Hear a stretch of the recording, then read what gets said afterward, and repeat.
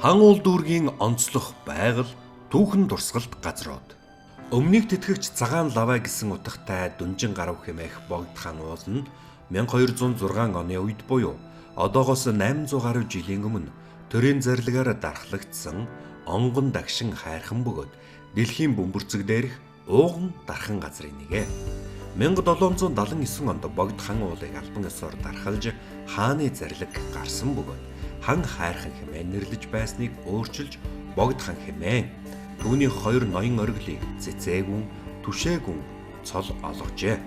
Богд хан уулын савдаг нь хан гарт бөгөөд цэцээгүний орой дээр богд дүнжин гарвын сүм хэмээх сүм байгуулж уг сүмд богд дүнжин гарвын эзэн сүлд хан гартыг залдаг байсан гэдгээ. Богд хааны ордон музей Монгол Ардын хувьсгалт намын төв хороо засгийн газрын 1926 оны 4-р сарын 1-ний өдрийн тогтоолоор улсын музейг үүсгэн тогтжуулах товчоогоор байгуулж 8 дугаар богд Жавзан дам хотогтын эзэмшилд байсан түүх, соёл, урлагийн зүйл, буурхан, дахил, угсаатны идүүлгийн зүйлс, төрөл бүрийн амьтны чихмэл зэргийг богдын өвлийн ордонд шилжүүлэн улсын музейг үүсгэн тогтжуулах шийдвэр гаргажээ. Ардын хувьсгалаас өмнө богдын шав нарыг их шавийнхан гэдэг байна.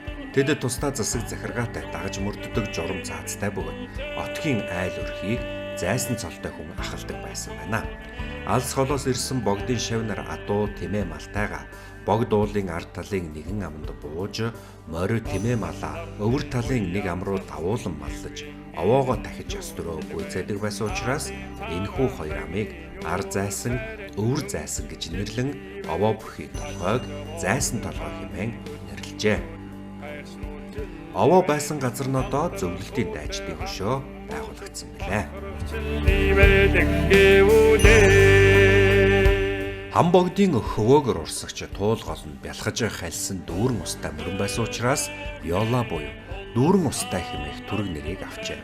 Туул гол нь Хинтийн нуруунаас их авч 819 км урт замыг туулан Хинтийн төв, Булган, Сэлэнг 4 аймгийн нутгаар урсан манай улсын хамгийн урт гол болох Орхон голд зутгадаг.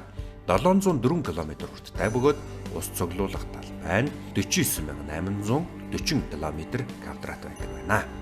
Ардын хувьсгал мандсан жилээс Яармгийн дэнжид Монгол түмэн хорон цуглаж Цингэл баяраа тэмдэглэдэг олонний хөлийн газар болж байжээ.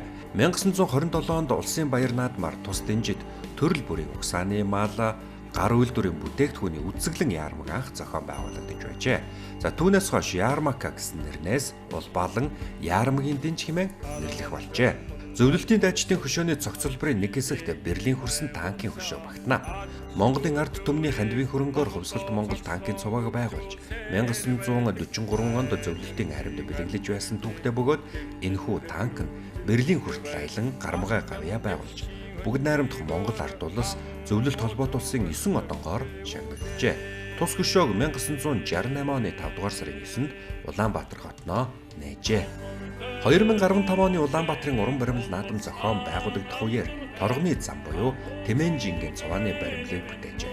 Торгоны зам цогцоо баримлын утга санаа нь торгоны зам, цайны зам хэмээх нэрээр олон улс дэлхийд алдаршсан Аз, Европын хоорондын эдийн засаг, соёл солилцооны хөгжлийг бий болгоход чухал үүрэг гүйцэтгэсэн Монгол тэмээний хүч хэрхэг бодит дүр төрхийг нэн харуулж Тэмээн жингийн цуваа бүхий хэлбэр хөдөлгөөн нь эд баялагын тэн улсын нийслэл рүү орж байгаа бэлэгдлийг агуулж байгаа юм а.